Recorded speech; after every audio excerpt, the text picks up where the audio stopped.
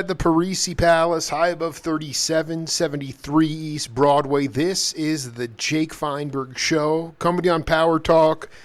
Thank you so much for making us part of your day today, and long time coming, but all good things in all good time. I get a chance today to break down philosophy and wisdom and love with a cat who I've only actually seen one time, but she wound up in this conglomeration of musicians that just happened to be like some of my favorite people on planet Earth. And when I saw her play, it was really interesting because she was very judicious and economical when it came to how many notes she played, the placement of the notes, and she fit in really well with some incredibly high-level musicians. And I went head over heels for her, and then it took a long time to corral her and get her on the program. But she's got a myriad of different, different gigs going on right now. And through it all, at a time when artists can really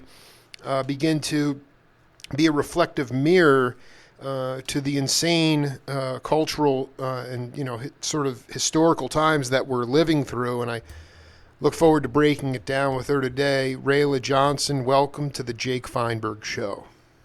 Thank you for having me. It's an honor to have you. How long have you been playing music seriously? Seriously, for about 10 years. I got a bass for my 14th birthday, and I'm 24, and I haven't stopped. Played every day since then. No, so the reality is that, would you consider yourself a self-taught musician? I'm not talking about like maybe you get a lesson here or there, but I mean, did you go through the academy, or are you a street scholar, as we say? I took lessons, but I'm a bit of a perfectionist to a fault, I would say. Absolutely. You need to drop that right away. Imperfection is, I'm an imperfectionist to a fault. Yeah. Oh, yeah. No, I've gotten much better with age. But when I started playing bass, I refused to take lessons until I had taught myself, like, the basics at least. So I was self-taught for the first 2 years that I played.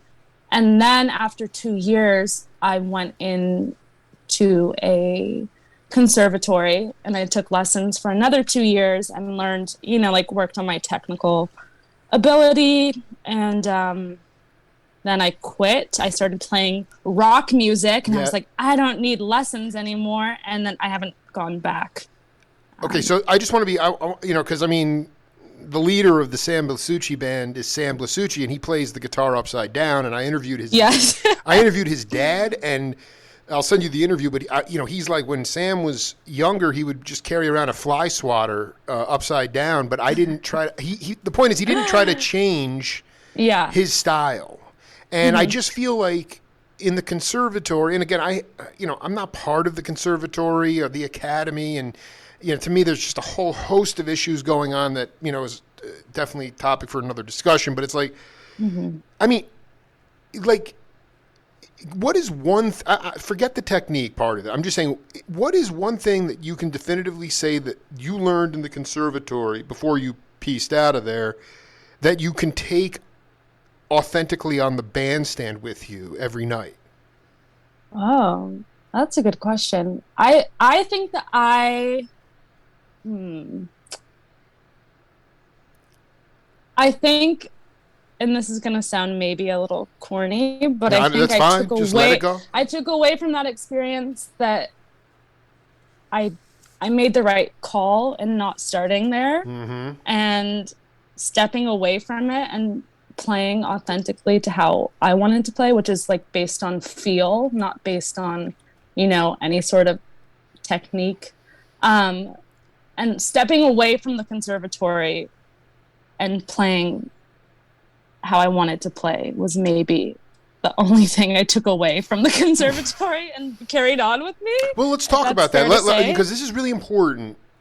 Rayla, because I mean, there are so many younger cats. Not that you're young too, but there are younger cats who they feel like they get put into these boxes right away, where it's like there's just one way to do it, and you have to approach it this way. And yeah, with self teaching, like you are flying blind sometimes, a lot of the time, but at the end of the day, you come up with your own style, your own individual sound, and your own individual voice. And so let's just go back to those first couple of years before the conservatory, even though maybe you didn't really know what you were doing. What did you work on? How did you learn to work on feel? Because they don't teach feel in the conservatory. So how do you do that? And especially talk to younger cats about, because I think a lot of people get uncomfortable when they try to feel. And they just they're more interested in, much more secure, just reading stuff off a page, things like that. So you riff on that any way you want. Okay. Well, I think I do everything based on feel, especially the things that are supposed to be technical. And when it came to playing bass, I grew up as a dancer. I started dancing when I was 3 years old. And when I was 14, I got an injury that prevented me from continuing as a dancer. I thought that that's what I was going to do with my life. So movement and feel was already like the core of my identity, which was part of why I wanted to play bass. So I think that I took that joy from my life and I just wanted to figure out how to translate it into music and playing bass.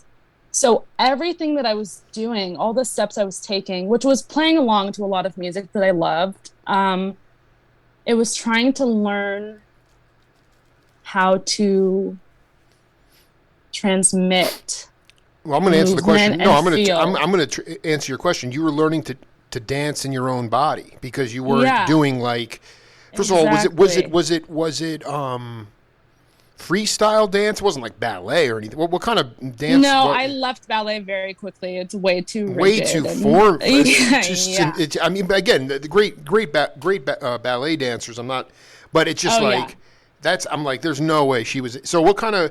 Because to me, like that is so hip and exactly it's organic the way it worked out. But I wish other cats had that feeling or drive to, I don't know, just dance in their own body as it relates to learning the instrument. Yeah. I mean, I'll dance to anything. I did jazz and contemporary dance. So yeah, like very abstract and totally based. We need. Is there a video of this stuff? I mean, I got to see something. Probably. I mean, was it bebop? Was it avant-garde music? I mean, I mean, it really. I don't know. I danced to all kinds of music, but that was kind of the music itself was up to the teacher, I suppose. But I don't know. I just love moving. And I mean, you were there at the show. Like I move when I play bass. I can't not do it. Like, I don't want to get too we're on fire, but if you can talk, like what is like intrinsically something that you can look back on and say, wow, I still, maybe you developed your own way of holding the bass, or you just like certain things that you can take ownership of today that are your own, and you never would have had them otherwise if you were, sort of, just taking things at a very, sort of linear path in the conservatory, or sort of. It's like the equivalent of like, in baseball, like if you get onto a team at the major league level and you're really, you're a major league player, and then like you're having a lot of success in the years prior, and then you go to a new team and then you kind of are like off to a slow start, and the hitting coach is like adamant about trying to change you because he wants to get you out of the slump. And so he takes you away from sort of your true nature. And I just wonder, like, is there anything, it could be technical, it could be feel, it could be even just mindset, when those first couple years, is there stuff that is still embedded in you from that time?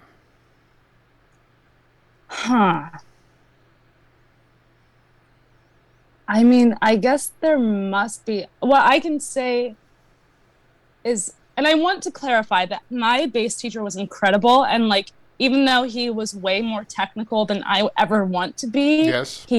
I think that we learned a lot from each other, and it was very like balanced. Absolutely. Dynamic. No, absolutely. I taught him to loosen up, but I will say what I remember really distinct. I ran into him recently, and like I cried afterwards because he's such an important person to me. That's but beautiful. I will say when he was teaching me how to play 12-bar blues, Yes. and he was like, "Okay, now go home, and your homework for the week is to come up with your own pattern." And I was stoked, and I came up with this really crazy, like almost dissonant swing pattern. Filthy. And I went, and I was so excited to play it for him. And I was like, he's gonna love it. Like, he's a jazz guy. Like, this is so out there.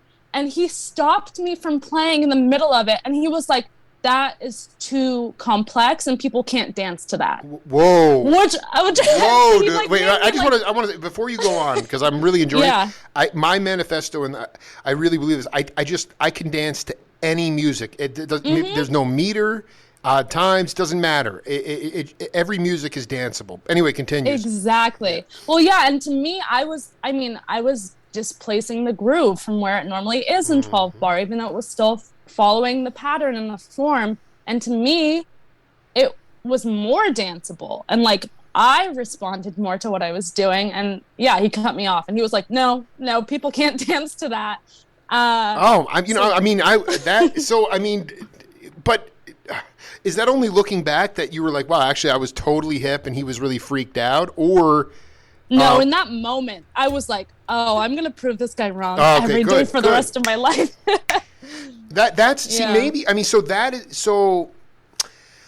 Wow, you just really went to never ever land on me there. I mean, talk a little bit about after you left the conservatory, what kinds of musical situations did you find early on? Did you find yourself in? Lots of them were very isolated. I would loop myself and play along to myself. I didn't really have a lot of friends who played music at all. I didn't have that like quintessential high school experience where like you put a band together and you practice in someone's garage. I craved that, and I never had it. So I had to do everything on my own. And then when I was 17, I started playing music with a friend, and we played shows like almost immediately, and that was really fun and formative. And I got to I got to write my own parts in that, and it was the first time I was writing to other people's music, and that's ultimately how I met Steve Ditlow, was through that.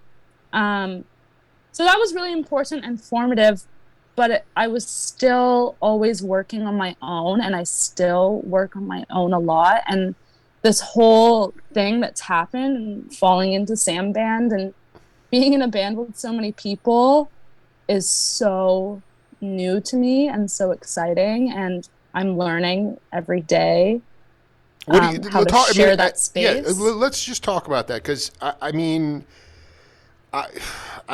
without getting way over the top, I mean, Sam and Clay, they're like putting the music aside. I'm connected to them on some kind of, like, they've saved me. I think like in some way they've kept me afloat in my life, and I know in my life review at the end it will all make sense. But the thing is, talk a little bit about what has been the hardest part.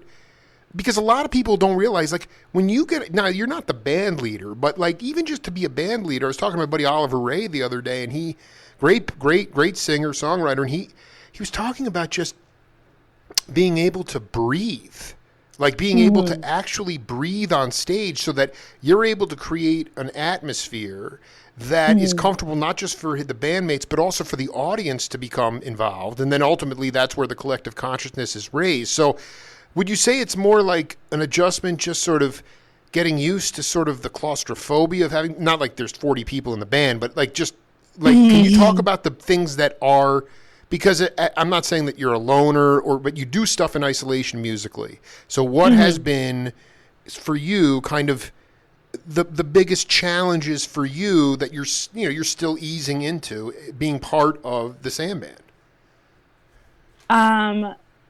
I think the biggest challenge is, in general, for me, I haven't experienced this as much with Sam band, but it's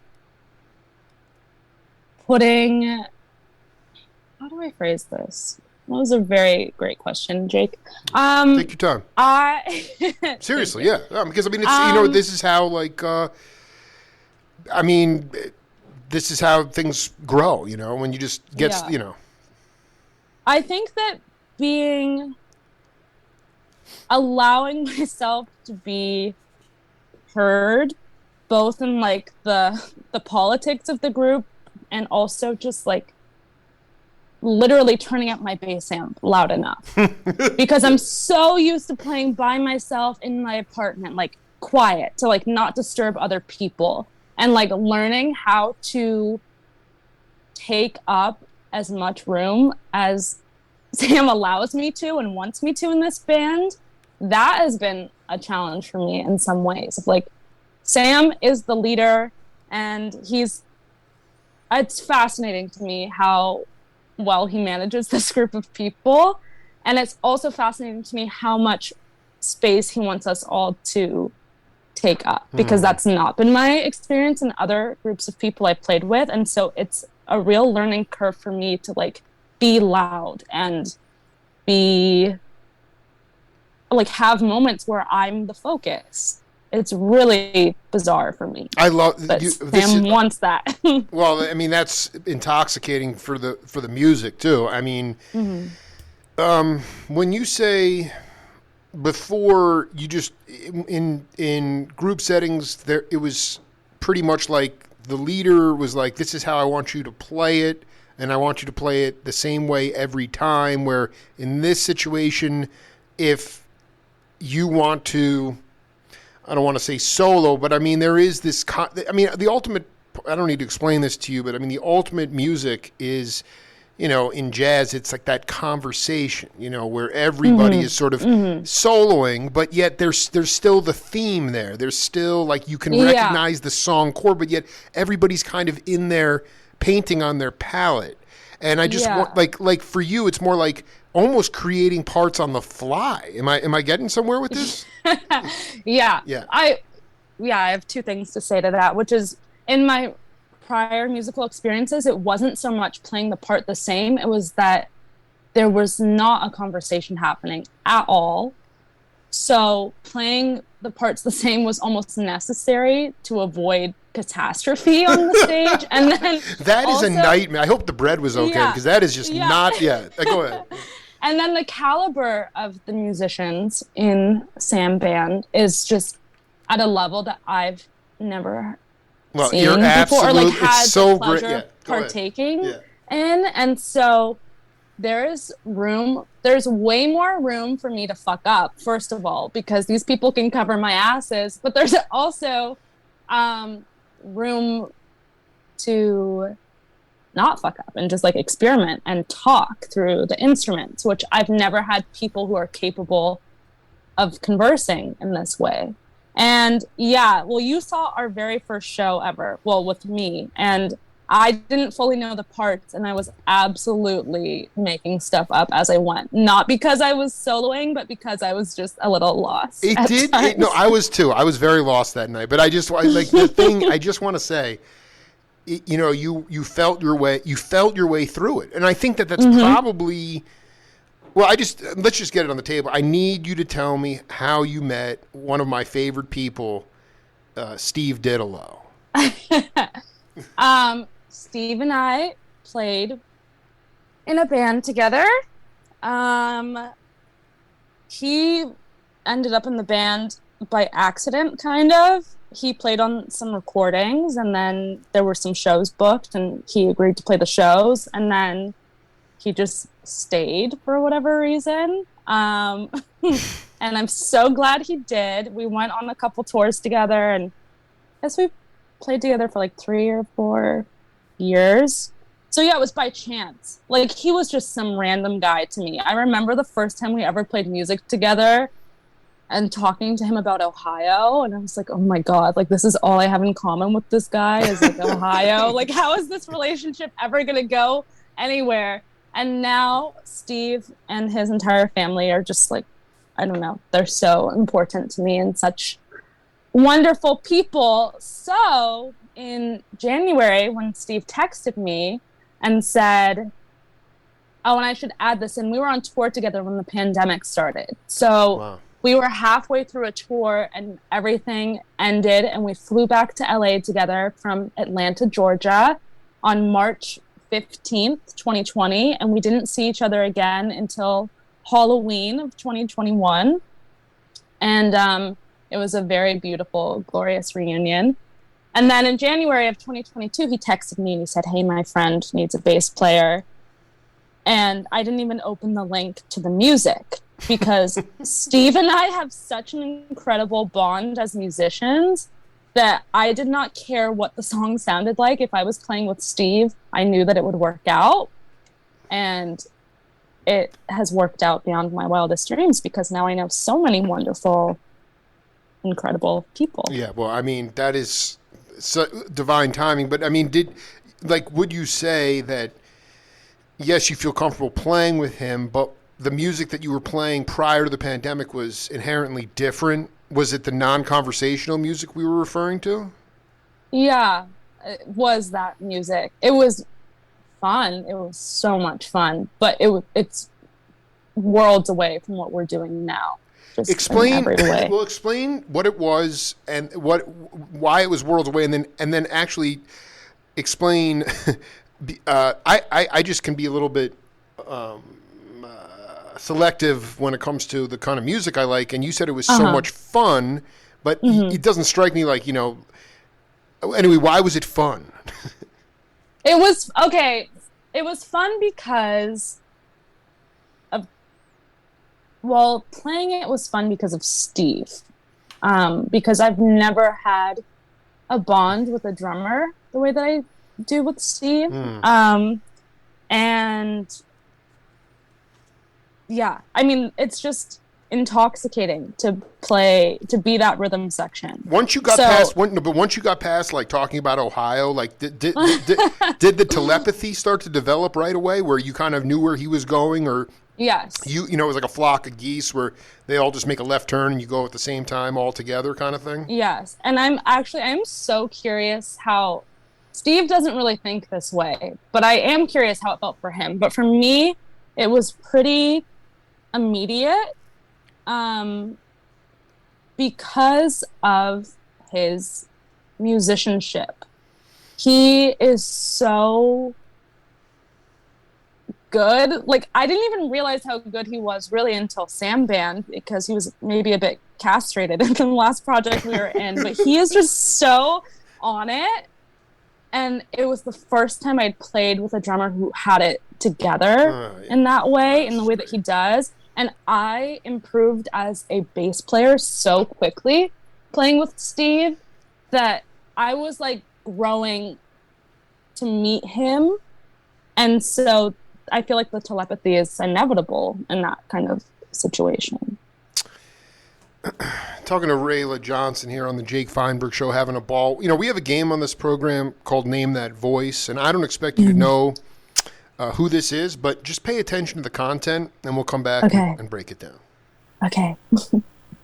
I would like you to talk about that evolution with Sun Ra, the idea of saying, this is me, I'm sorry, here we go. The rhythm section, one reason the music breathed so hard when you were first on the scene and then some, was the fact that most cats, a lot of cats like Julian, had their own internal time feel and did not rely on the rhythm section for keeping time, so therefore you could play melodically.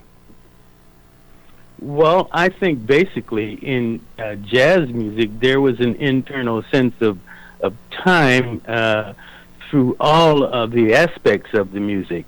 With the recording that you just performed, that was just a recording that I did. I was called in to do a session, and that was my time to perform with Sun Ra, and it was just for that recording session. And it was kind of a weird circumstance, as I recall how the whole thing came together. I was walking across 48th Street at the time, going to the session, and I fell into a pothole in New York. You know, New York was very famous for its potholes on the street. Oh my God, that's terrible. I twisted my ankle en route to the session, and so I got to the session, and Sun Ra was a very kind of unique personality. My ankle was swelling and hurting, and that's this recording session. And he came to me and he said, "What's wrong, young man?" And so I said, "Oh wow, I slipped and fell into a pothole on crossing 48th Street, and my ankle is just killing me." And he said, "Well, I can tell you first off, you've got on the wrong color socks." and so I said, well, what do you mean? He said, "You're wearing black socks." And he said that if you were wearing blue socks, the pain would go away. Okay. Rayla, that was an interview I did with a guy. I mean, if you're not hip to this guy, I'm gonna make sure that you get hip to him, because he is really one of the most amazing cats. His name is Stafford James, an incredible bass player, played with all the different, classical, orchestras in Germany, and all these amazing African jazz musicians here in the States, including Sun Ra. But so he sprained he was in serious pain. Then he winds up burning this session called Song of the Purple Moon or something. I forget what the album is called. But my other buddy, Chris Parker, who was in the band Stuff, he was coming back from a Howard Johnson. He was down at a recording session in New Orleans with Alan Toussaint, and the guy he was sharing the hotel room with had pneumonia. And so when he finished the session, he was flying back to New York, and he was really beyond sick. He had never been that sick in his life. He obviously caught pneumonia, and everyone's like, "You got to go to the hospital. You got to, And that night, Stuff was playing at a bar called McKell's on the Upper West Side, with all the cats, and he was going to play double drums with Steve Gadd, and he's like, "I can't miss this show." And so he goes to the show, and he's just like, he can barely even sit on the drum kit. But the music started, and all he could think about was like crawling in to bed. So it was like survival at that point. He wasn't worried about is this person in the crowd, or what am I doing? How do I, there was none of the sort of head games. It was just about, I have to get through this gig. And when he got off the bandstand, people that had seen him there and perform with Stuff many times, they said, "Man, I've never seen you play that way. You were out of your mind. That was amazing. I've never seen that." And the thing about musicians, being on the road, it can eat you alive. You're not always feeling great. Sometimes, like fatigue, travel, weather, drama, you don't feel good either as a unit or yourself. But then when you get on the bandstand, it falls away. And then you wind up playing like out of body. And I was wondering, in your career, if you could point to an incident when you really weren't 100%, you weren't even close to 100%, and yet you burned the gig. Every single show I've ever played. You have pneumonia to me, it's like that is the magic. Not that I want people to feel terrible on stage, but there is like a survival. Once you get into that survival mode, it's all bets are off at that point. Yeah. I think as soon as I play a show outside of Los Angeles, and I'm, even if it's just like 100 miles out of my hometown and out of my comfort zone, I play better. I think there is such a truth to that, good or bad. I think.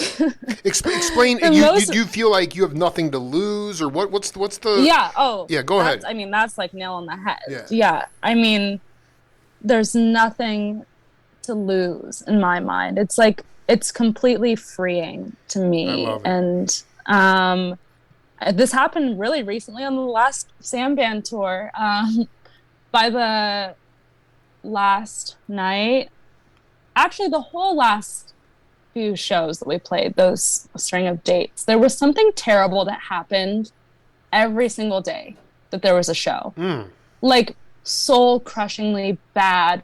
Like it was a pretty dark week and a half. And I just want to say, for you personally, or for the band, or for the world, or all of the above. Okay. I was crying a lot that week. You were emotional. Yeah. It was. But every day there was some kind of. I was in a state of vulnerability every single day, and I think that at least one other person in the band was always on that same wavelength. So we were all. Oh, it sounds so corny, but we were all healing every time we played, and it was like a brief, we played for 30 minutes, but it was like the only point of relief any of those days. I think that and even if we were having go ahead. Internal conflict, that playing would erase it. At least for me, speaking personally, I'm not really good at holding grudges. So if I'm like annoyed at somebody, and like if you're on tour and you're 2 weeks in and everybody's on your nerves, but then when you're on stage, I like completely forgive the people and I'm there with it. And then it's over and I'm like, leave me alone. Like I'm ready to be you're like, I'm going back to the again. show. Yeah, no. Yeah, I actually think, and for larger acts, I mean, Sam Band, if it blows up, I mean, that's going to be the greatest thing. When it blows up. Yeah. But I just think that it's that what you just described is one of those sort of pull back the curtain things about, I mean, musicians are often very sensitive, sometimes very, emotional, that not just you. I mean, and so like the idea that is a microcosm of any kind of touring situation where the only respite and true peace is when you're actually just playing the music. And I think that is a really, I just think that across the board is one of those things that most audiences or fans of bands would never even, really. I mean, yeah, there might maybe one day, but where you're saying that like there's just sort of this internal strife. Like, I mean, I feel it too, and I don't have to get up on the bandstand, but everybody is going through the ebbs and flows of the day, and yet then really, because you got to come together and you want that conversation to exist. And if you're resentful or you close your heart on stage to someone that's pissing you off, then all of a sudden that's going to hurt the conversation a little bit. Yeah, it hurts everybody, yourself included.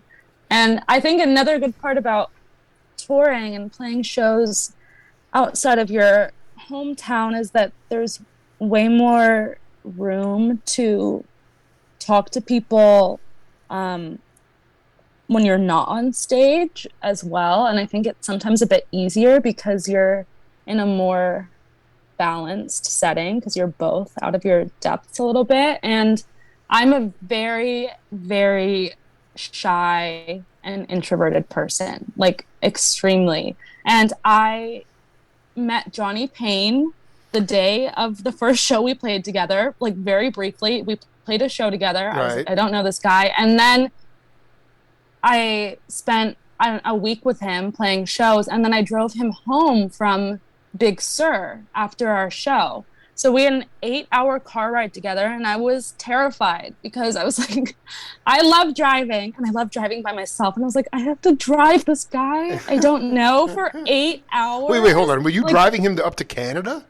No, I drove him back to where LA are you? so he could fly home. Oh, I did. Okay. No, I'm not that nice of a person. No, just kidding. But I was so scared. And like, we had gotten to know each other a bit better throughout the week, but I was still like, I'm going to shut down socially. And like, Johnny is such an extroverted person. I was like, he's going to have a miserable time and I'm going to have a miserable time. It was like the best drive ever that I've ever been on. I had so much fun with Johnny, and there was because we had just played and then we got into my car and took off. We were so open, and I got to know Johnny on such a deep level in the way that it takes years to get to know somebody. Right, and it's only because we were both like stranded, essentially. Well, I'd also say you both were healed after playing music, and so like you were able to actually have real. You could be honest, about who you are and what you. I mean, well, that cat is off the wall. I mean, you played some, but so what was that experience like playing at the? What was it called? The Love Shack in Los Angeles? There was some club in L.A. Oh, the Love Song Bar? Yeah. Now, that's a hometown show for Rayla Johnson, isn't it? Or am I wrong? It is. So how do you deal with is it the idea that people that are close to you are coming to see you? You get a little bit more, you talk a little bit about that anxiety that exists for the local show and how you're addressing that, especially within the Sam Band, because... riff on that. I get really nervous before I play, every time, no matter what. And my family, my immediate family, my parents and my brother who lives in Los Angeles, they are musicians or they love music. And so they come to all of my shows.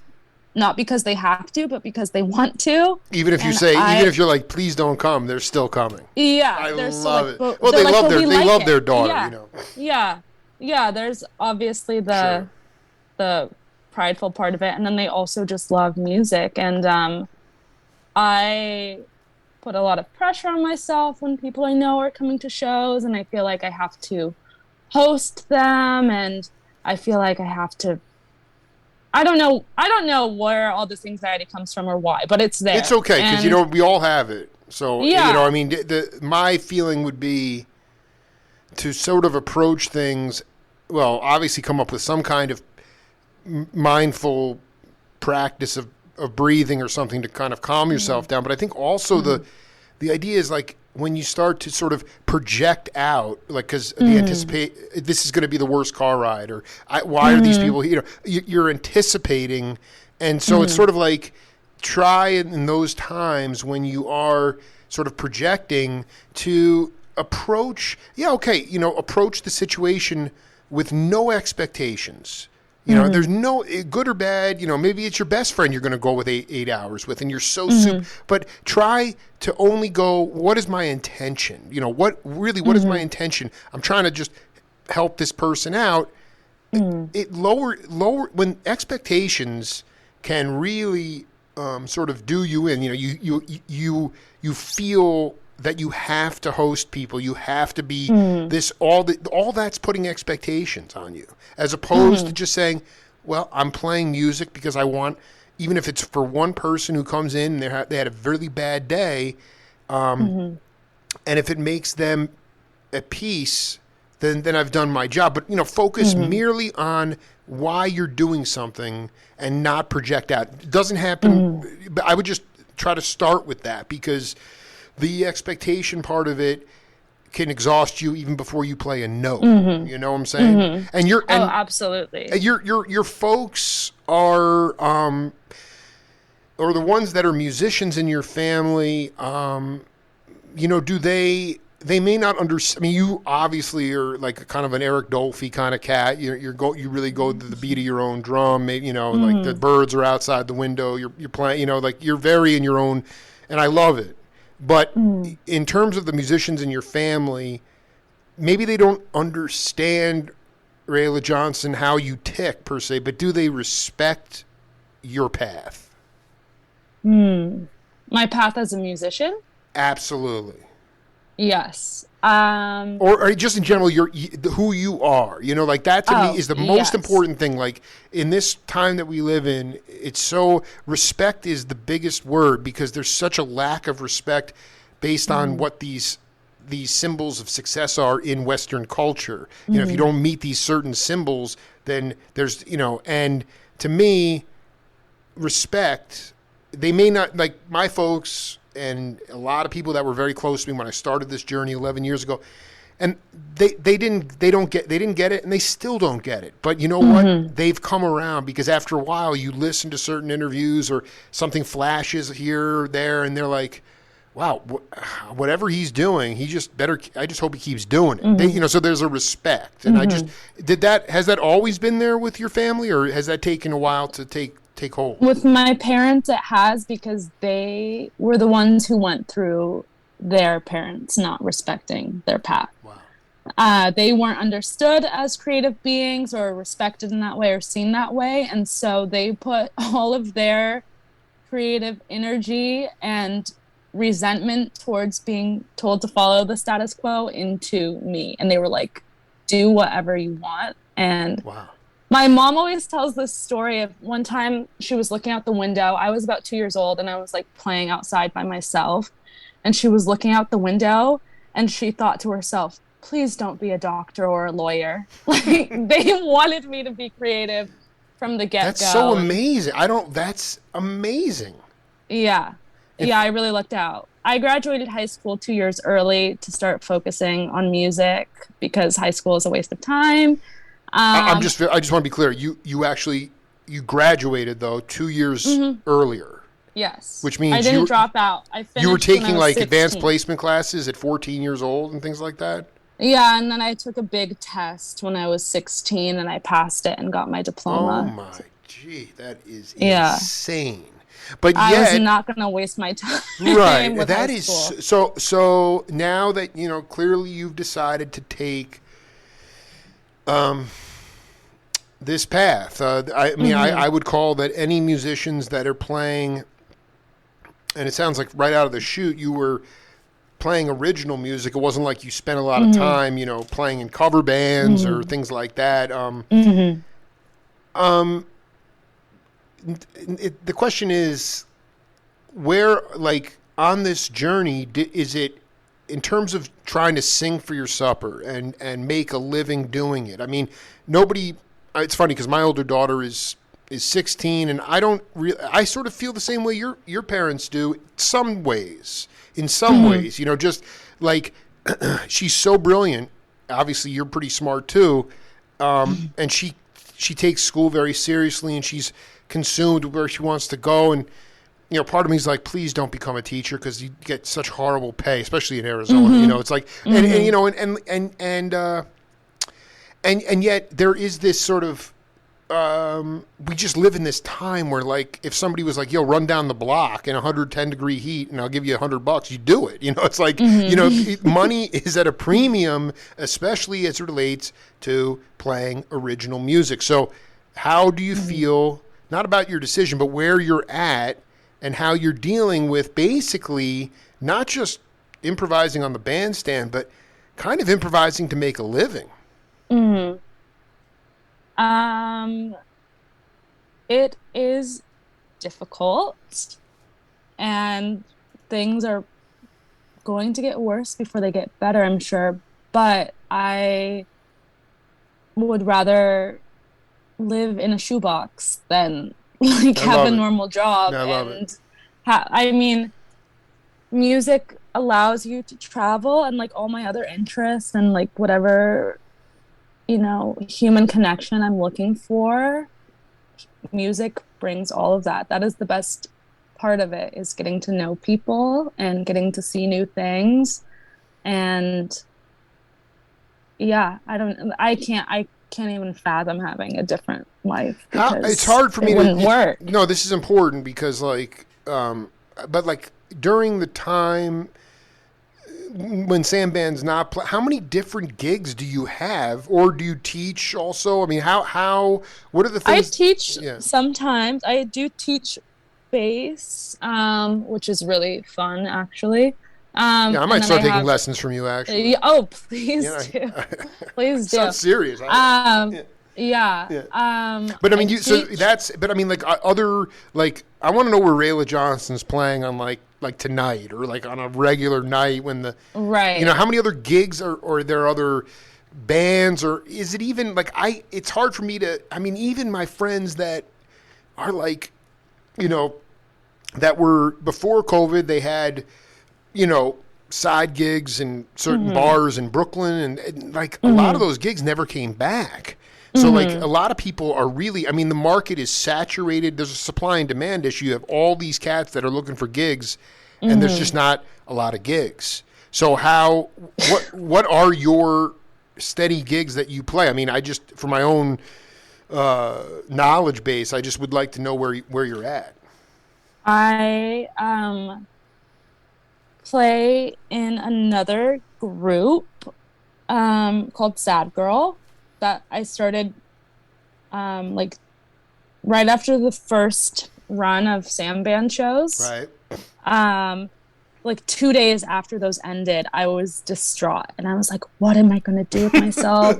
I'm never going to play music again. I'm never going to see these people again. And then somebody called me out of the blue that I had toured with years ago. And he said, hey, my friend needs a bass player. And I said yes. And then that took off. And then from that group, I was referred to another project. So I'm playing with 3 bands, including Sam Band. And then I'm playing my own music, it's a lot. So I'm in 4 bands, and I have a day job. So yeah. I thought you were living in a shoebox. Yeah, I know. I need to quit the day job. Quit. I mean, that's good for you. Shoebox. I mean, that is so. Wait, what is? I want to get this on the record. Yes. If you, in your mind's eye, what do you want to your music? What is that concept? And I'm not sure if you're fronting that, if you have a band or gigs yet, but ultimately, what in your mind, or again, maybe you have no expectations, but what's the dream? What's the Rayla Johnson vibe? What's that music? Because Sam Band is like, there's some kind of like really, really awesome like LA studio scene vibe with like Steely Dan. I mean, I haven't even Fleetwood Mac. I can't really totally figure it out yet with vocals. And I don't know what the other bands you're in are like, but I don't think that your music or your conceptually the music you're working on is like, like hair metal or like, that kind of stuff. I bet it's kind of sophisticated. I love the word sophisticated. I hope so. It's very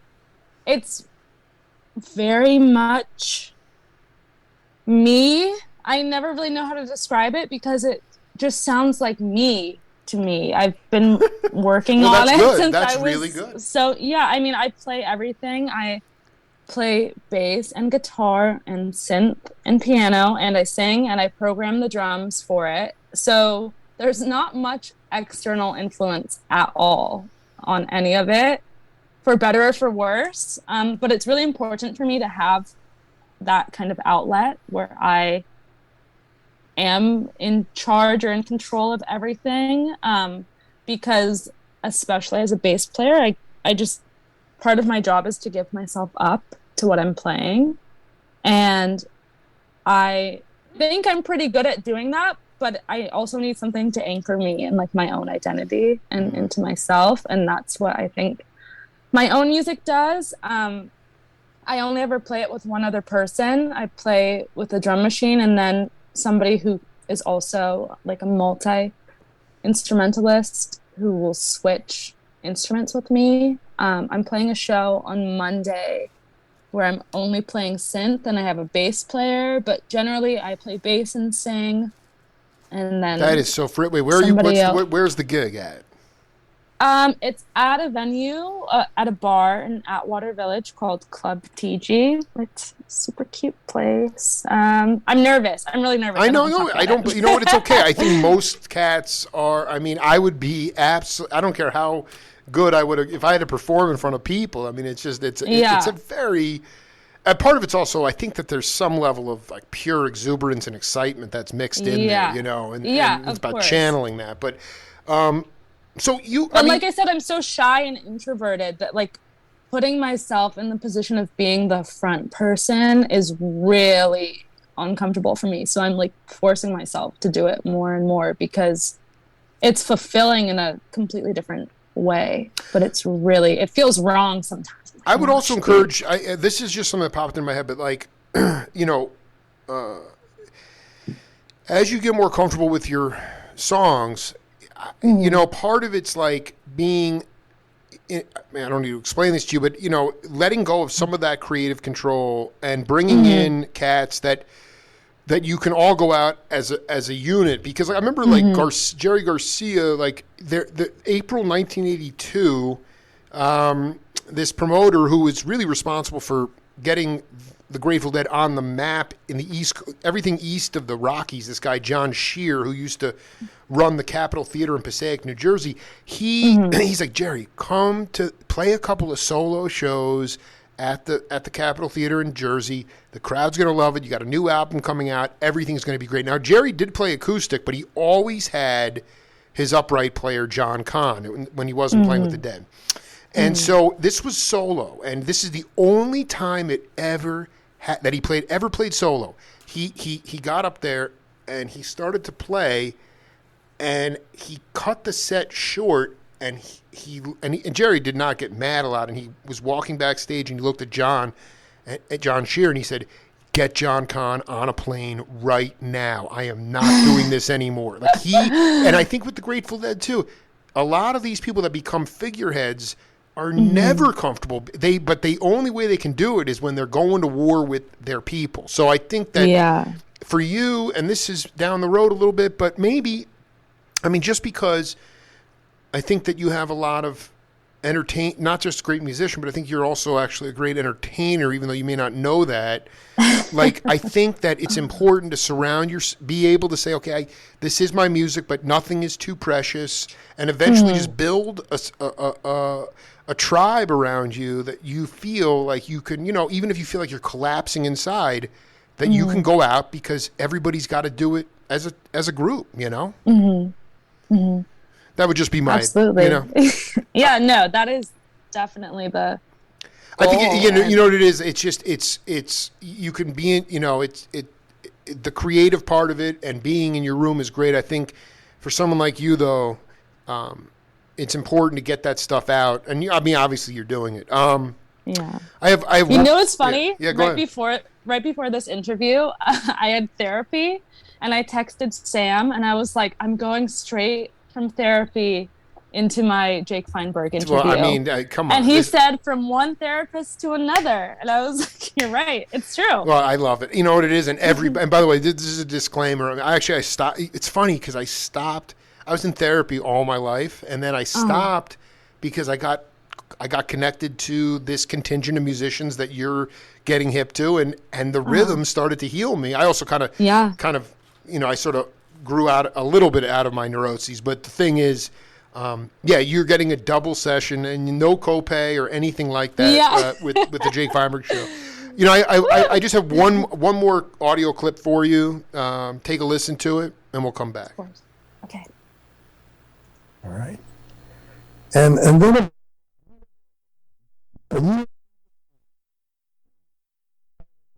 videos coming at 2:00, setting up for 2:00 session.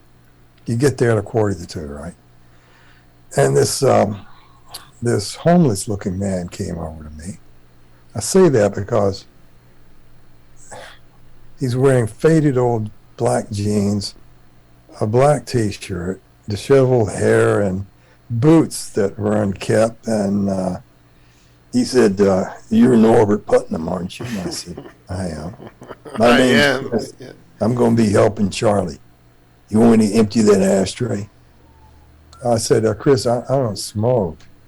And well, anyway, this guy Chris is making $35 a week, and he's running around. And one day he comes over to me after about a month. "I don't suppose you could have a beer with me at 5:00 on your break, could you?" I knew what he wanted. I said, "Absolutely. Meet me at Ireland's restaurant, 5:15. I have to leave at 5:45, and we'll grab some food." So I stopped by the bank, and I got some money, because I know he makes $35 a week, and he's living in the attic of an old house nearby. So I got $100 or something. maybe $50. I'm going to give him that. And so we sat at the bar, and I said, so how's things going? He said, well, I might as well tell you the truth. I came up here to be a songwriter. Oh, God.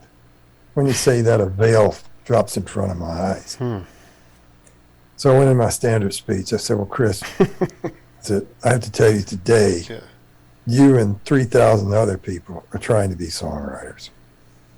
And I started to tell him that I don't think you got a chance in hell when he says, well, I've been talking to Scotty Moore. Scotty's the guy that helped Elvis, you know. Absolutely. And he's going to give me 3 hours of studio time on a Saturday morning to get some of my songs demoed. And I was wondering if you and Kerrigan and Briggs and maybe Chip Young could just come for 2 hours. And I can't pay you anything on a Saturday morning. Well, I bought him some steak and biscuits, and he didn't ask me for any money. What I didn't know, and he didn't tell me, was once a month he would skip out to the airport and fly down to New Orleans and fly jet helicopters to the oil rigs and come back to work as a bum on Monday. Interesting. So he was getting.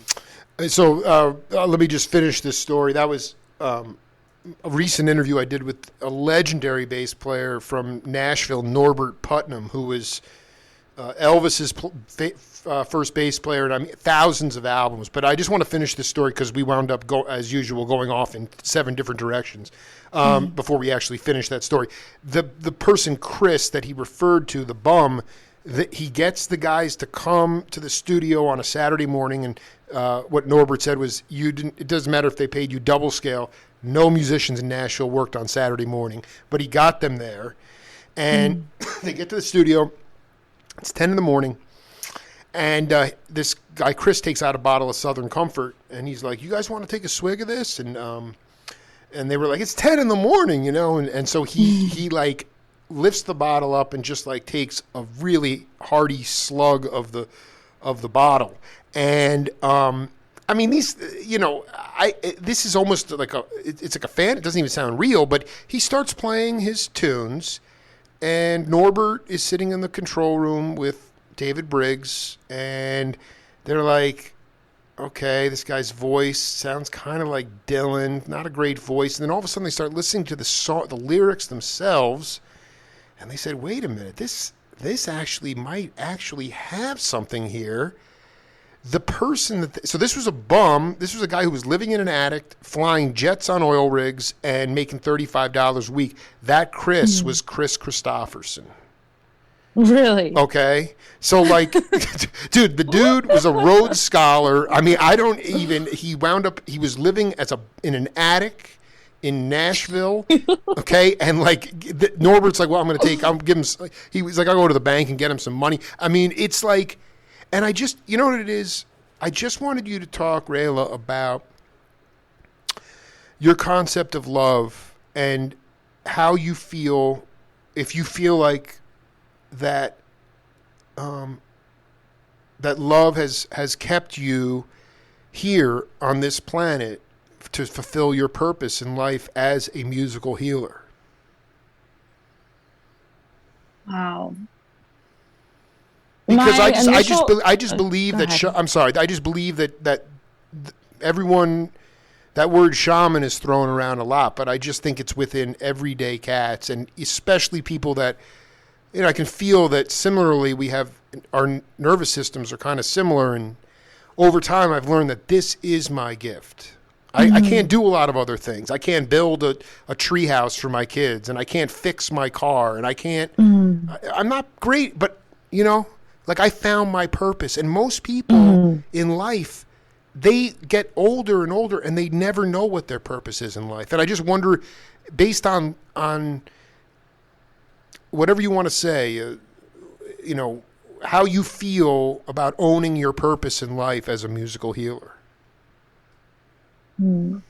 I feel...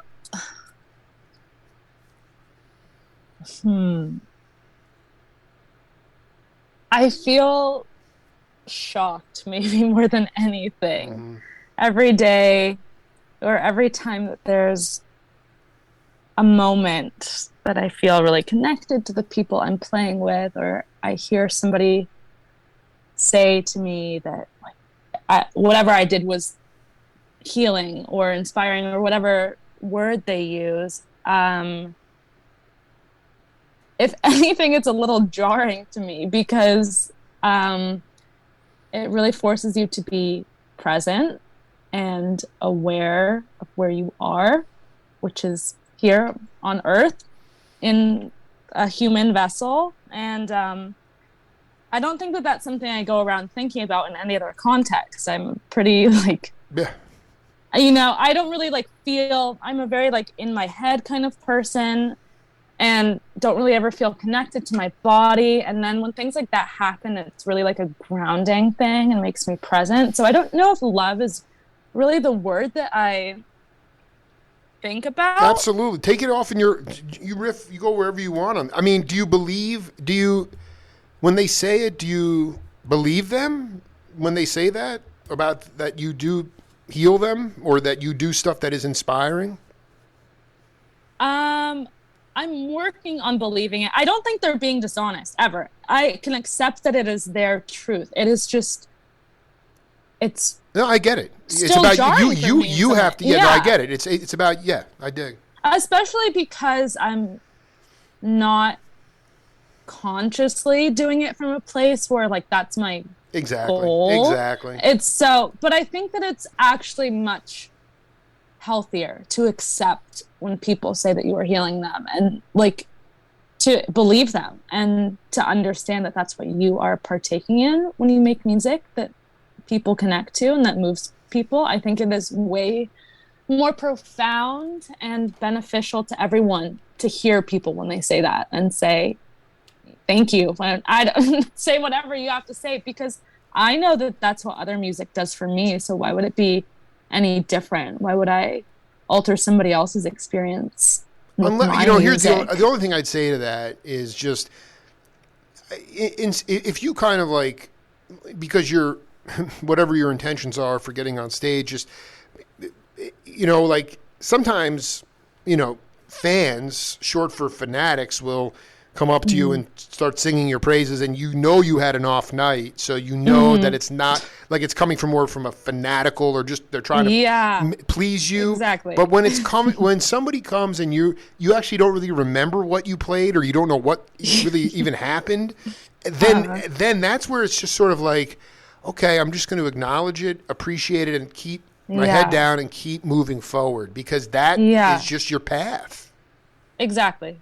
It's just what I do. I mean, it's more than just what I do. It is everything to me, but it alters my reality a lot of the time when people approach me about it. Also, I'm so young and feel like I haven't really done this long enough to move people, so it's weird. I don't know. There's a whole lot of Stevie Wonder was moving people. I mean, when they couldn't, Motown back in the 60s, when they couldn't get a drum part down, he was 10 years old, they bring him in the studio. So I think more than anything else, Rayla, it's hard for people that like myself, who suffered from sort of, I don't know, low self-esteem or insecurity, to really believe and trust in themselves. It's almost irrelevant. It's nice to hear. Mm-hmm. I mean, it's great when people get off on your playing, but it's really more about just being able to sit in that truth that you really are somebody that you found your purpose in life, and I think that is more than, regardless of whatever is the person really on the level, do I believe them or not, what do you believe inside, and that's the thing that's going to, and you are young. I don't think I really went through. And the other thing I'll say is this: there's this misconception in our society that you go through your teenage years and you become an adult and you go through these growth spurts, and then you're an